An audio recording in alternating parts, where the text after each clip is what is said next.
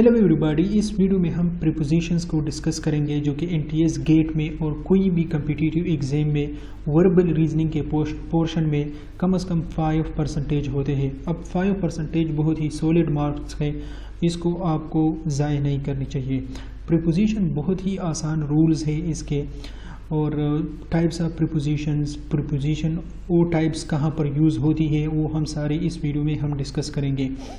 अगर आपको एक सेंटेंस की समझ भी नहीं आती, एक सेंटेंस में एक ऐसा वोकेबलरी है जो आपको उसकी मीनिंग भी नहीं आती, तो फिर भी आप आसानी से उस सेंटेंस में प्रीपोजिशन को इंसर्ट करोगे। तो चलिए इस वीडियो को शुरू करते हैं। शुरू करने से पहले एक ही रिक्वेस्ट करूंगा कि अगर आप इस चैनल पर नए हैं तो इस चैनल को सब्सक्राइब कर लें और वीडियो को भी लाइक करें।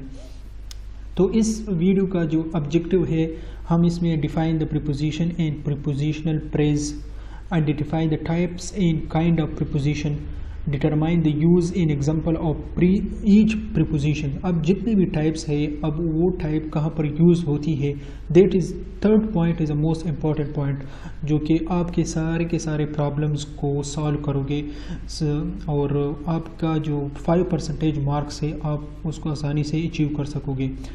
The last point is to use the prepositional phrase in a sentence correctly. Introduction ये है कि preposition is an essential part in the English language and there are different kind of prepositions. Prepositions है क्या? आप चूँकि TS gate के लिए इतना एडवांस स्टडी आप करते हो तो आपको इसका पता भी होनी चाहिए, लेकिन ये मैंने वैसे ये स्लाइड मैंने इंसर्ट डाल दी।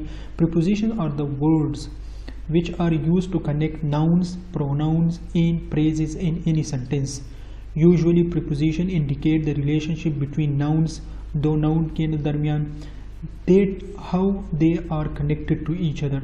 It show that whether the words are connected through the time, space and place.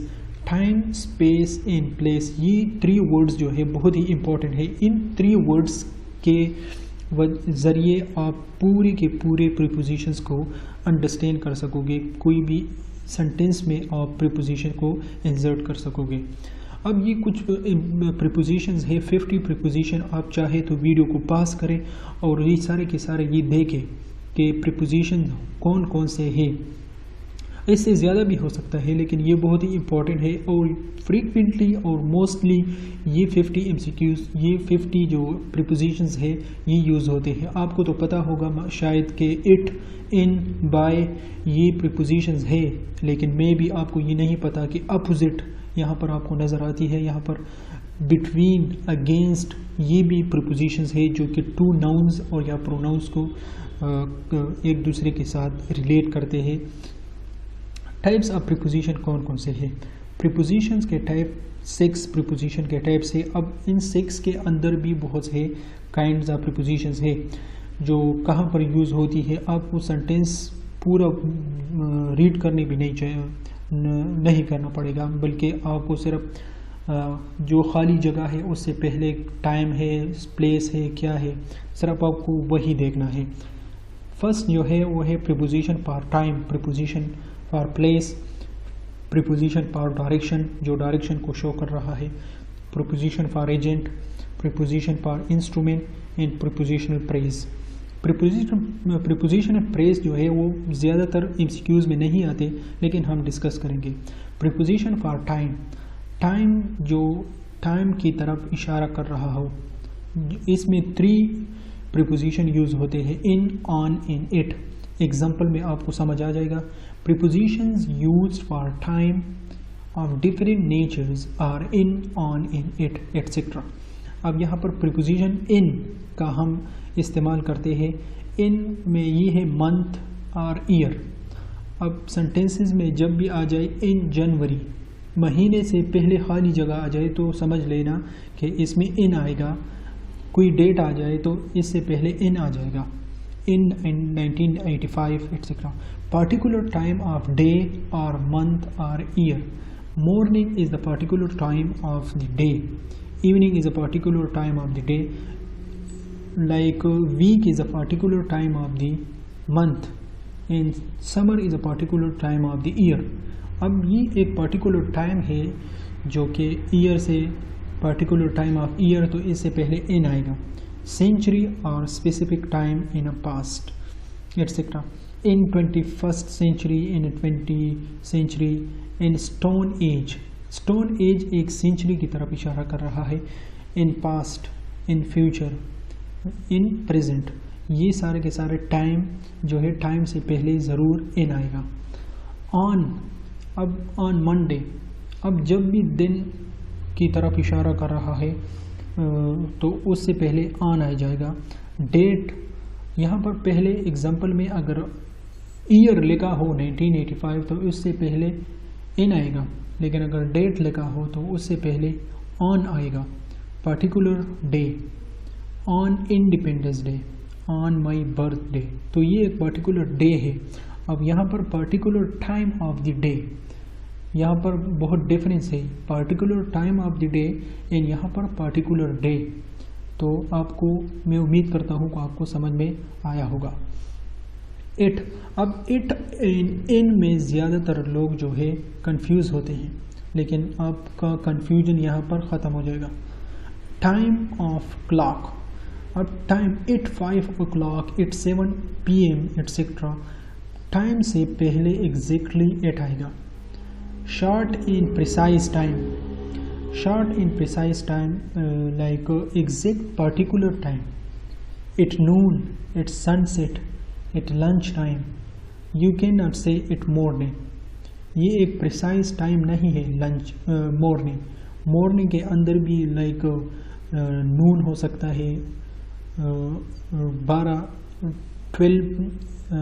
o'clock से पहले आप मॉर्निंग कह सकते हो, लेकिन 12 o'clock से पहले आप लंच भी कर सकते हो. Most people doing lunch before 12 o'clock. तो यहाँ पर प्रिसाइज टाइम एक पर्टिकुलर टाइम की तरफ इशारा कर रहा है. इससे पहले एट आएगा. At the same time, at bedtime, जब आप सोते हो, at moment like etcetera. Example, he was born in 1985, 1945, etc. She will go to the New York on 25th of March. मैंने कहा ना कि जब डेट आए तो डेट से पहले ऑन ही होनी चाहिए. The concert will begin it. यहाँ पर टाइम, टाइम का जिक्र हो रहा है तो टाइम से पहले एट आएगा. He gets up early in the morning. अब in the morning is the particular time in the day, not the particular day. अब यहाँ पर हम ये कह सकते हैं his birthday is on Monday. तो Monday is a particular day, तो हम ये कह सकते हैं कि Monday is a particular day, तो मंडे से पहले ऑन आएगा. तो एग्जांपल आपको समझ में आया होगा, मैं उम्मीद करता हूँ. एक्सरसाइज 1, यहाँ पर कुछ एक्सरसाइज मैंने कलेक्ट किया है जो कि प्रीवियस इंटीएस गेट के पेपर से मैंने ली है. We enjoy about, sorry NTS book से, not from the papers. We enjoy about in on it the summer. We received about gift in on it her birthday. The birthday is a particular day, तो on आ जाएगा ना. तो we enjoy lot of time in the summer. Summer is a particular time in the year, तो इन आएगा. तो मैंने यहाँ पर आपको कंडीशन बता दिया, ये आप सॉल्व करें. और अगर आपको फिर भी आपको शक है तो यहाँ पर इसके आंसर्स मैंने लिखे हैं. The president will be deliver a speech to the public on independence day. Independence day is a particular day, तो आपको समझ में आया होगा. प्रीपोजिशन फॉर प्लेस, ये सेकंड टाइप ऑफ प्रीपोजिशन है जो मैंने आपके साथ फर्स्ट स्लाइड में जिक्र किया कि टाइप्स ऑफ प्रीपोजिशन. तो प्लेस में भी इन, ऑन, इन, इट आता है. प्रीपोजिशन इन, ऑन और at are usually use for a different places. In is usually use for a place which have some boundaries. Boundary में be physical और virtual. अब यहाँ पर बाउंड्रीज का मतलब क्या है, बाउंड्रीज आपको एग्जांपल में समझ आ जाएगा. On is use for surface, it is use for a specific place. बहुत ही स्पेसिफिक प्लेस हो, बहुत ही स्पेसिफिक टाइम हो, उससे पहले इट आ जाएगा. अब यहाँ पर इन प्रीपोजिशन हम डिस्कस करेंगे. प्लेस हैविंग सम बाउंड्रीज, अब हॉल, इन हॉल का बाउंड्रीज होता है, ज़रूर होता है।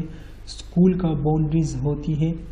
बिल्डिंग, एक घर की, एक जो भी हो, टावर हो, बिल्डिंग हो, बाउंड्रीज होती है। बॉक्स की भी बाउंड्री होती है। In America, in room, in a cupboard boundaries होती हैं। बस समझ लेना कि इससे पहले इन आएगा। अब ये हाउस हो, स्कूल हो, कॉलेज हो, यूनिवर्सिटी हो, बाउंड्रीज होती हैं। अब यहाँ पर देखें, on surface of something. Surface, जिस चीज़ की भी सरफेस होती है उससे पहले ऑन आएगा। लेकिन on a page, on black board, on the table, on a map, इससे पहले ऑन आएगा, जो सरफेस ऑफ समथिंग से पहले। स्पेसिफिक प्लेस, अब स्पेसिफिक प्लेस में और इन में मैं आपको फ़र्क भी बताता हूँ। At the entrance, at the bottom of the glass. अब यहाँ पर आप ये कह सकते हो कि in the city, in the New York. अब न्यूयॉर्क के अंदर भी बहुत से घर है, बहुत ही कंपनीज होती है। अब at the bottom of glass, अब बॉटम ऑफ ग्लास के डीप हम स्पेसिफिक तो नहीं जा सकते ना। एट द बस स्टॉप, अब बस स्टॉप के अंदर तो कुछ नहीं हो सकता, एक बस स्टॉप है। अब सिटी के अंदर तो बस स्टॉप बहुत ज़्यादा है, तो at the bus stop. At the edge of roof, पूरा रूफ की तरफ इशारा नहीं है, at the edge of roof. तो एट द एज तो बहुत ही स्पेसिफिक हो गया, तो ज़रूर एट आएगा। तो ये एक डिफरेंस है।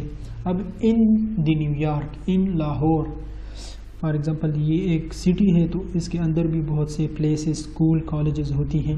तो बड़ी जगह से पहले इन आएगा और छोटी जगह जो बहुत ही स्पेसिफिक हो उससे पहले एट आएगा। She live in New York. The wedding ceremony will be held in the hall. Hall तो एक बाउंड्रीज है। The teacher wrote a sentence on black board. His house is at the end of street. Not, अगर यहाँ पर and नहीं होता तो यहाँ पर ज़रूर इन आया होता, क्योंकि स्ट्रीट में तो बहुत ही घर होते हैं ना। तो in the end of street, तो इट एक स्पेसिफिक जगह को इशारा कर रहा है। एक्सरसाइज है ये। अब यहाँ पर ये एक्सरसाइज आप पॉज करें और आप इसको रीड करें और लेके, अगर फिर भी आपको डाउट हो तो यहाँ पर इसके आंसर्स अवेलेबल है। तो ज़रूर मैं उम्मीद करता हूँ कि आपको समझ में आया हो। ये है next type of preposition, that is the preposition for direction. जो डायरेक्शन आपको बता रहा है, like to, toward, through, into. Preposition like to, toward, through, into are used to describe the direction. Following example will help you in a better understanding.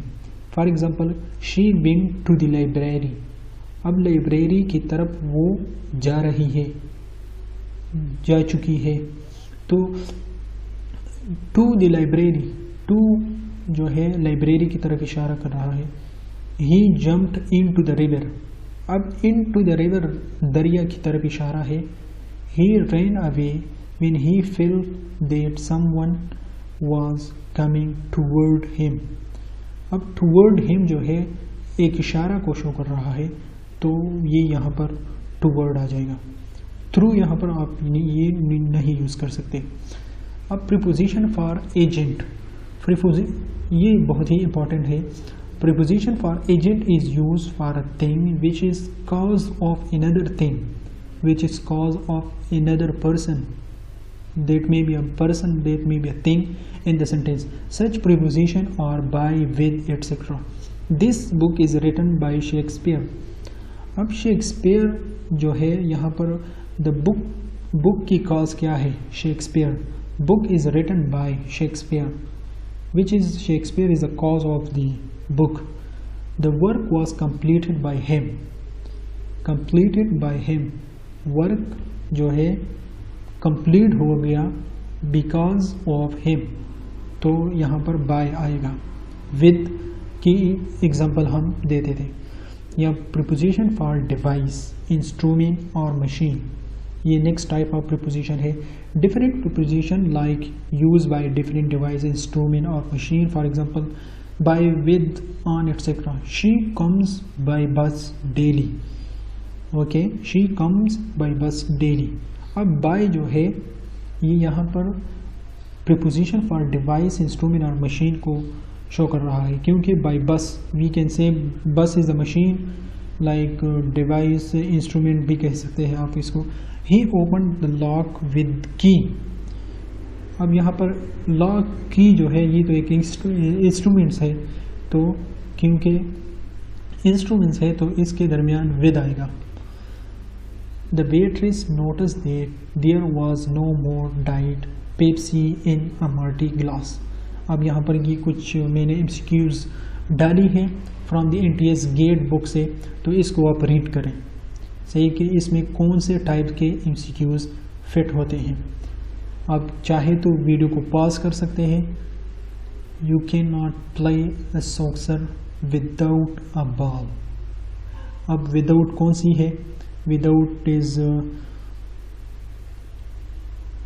ये वाला preposition for device, ये वाला इस 10 नंबर एमसीक्यूज में आता है.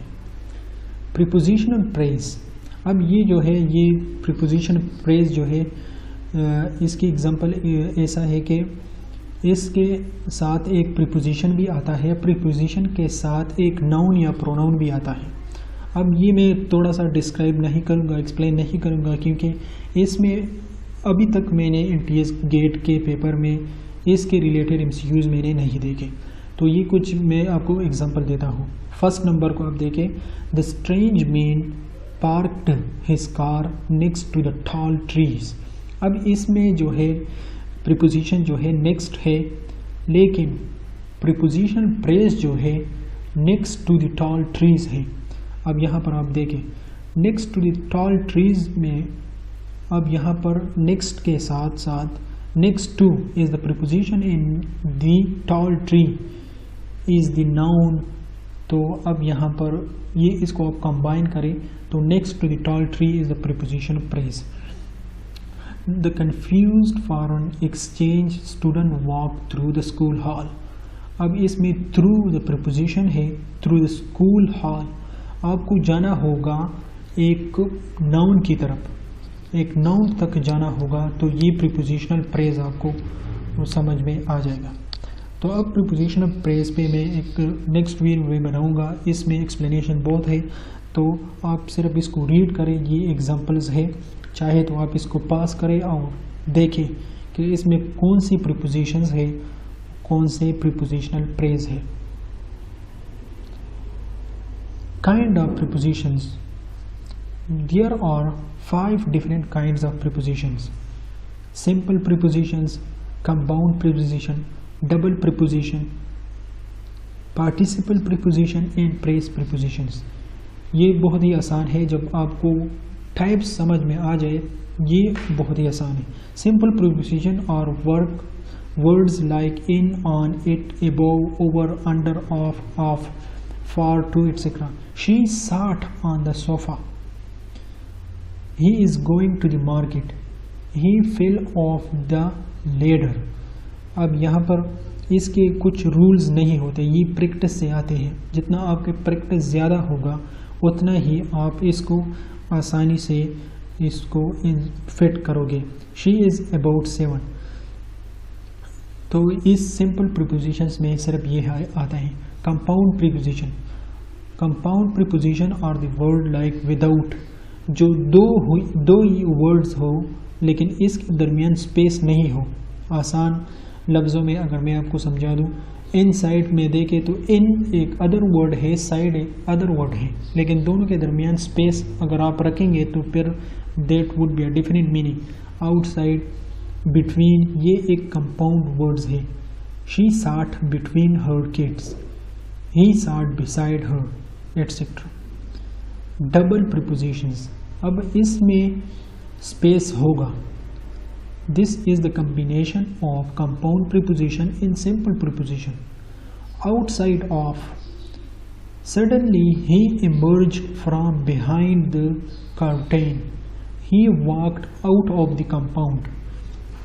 So these are the example of double prepositions. Participle prepositions और the word like concerning.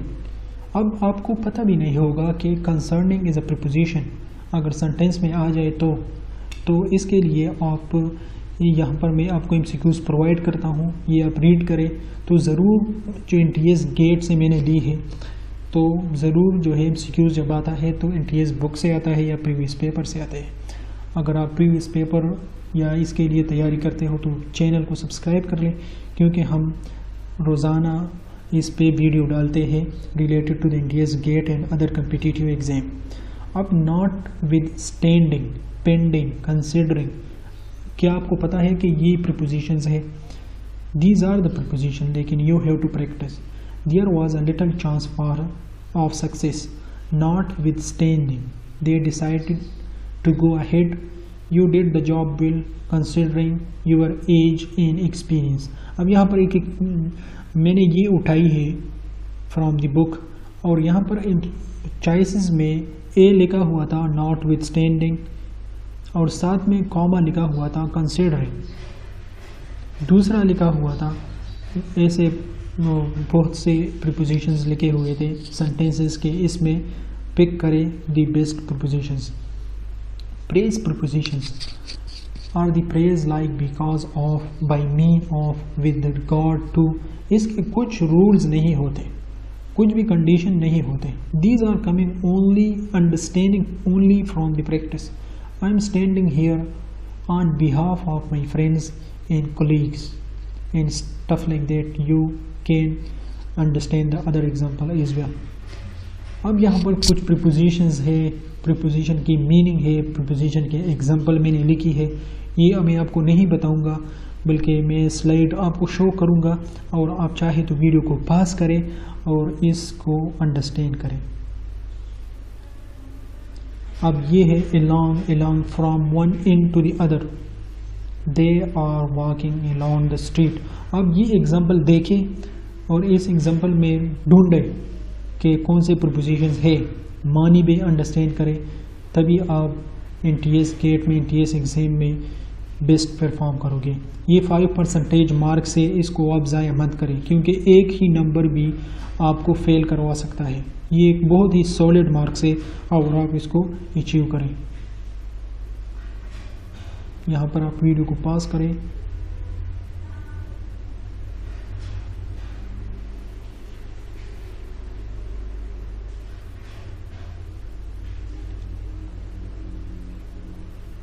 Of, on to, opposite, in, out.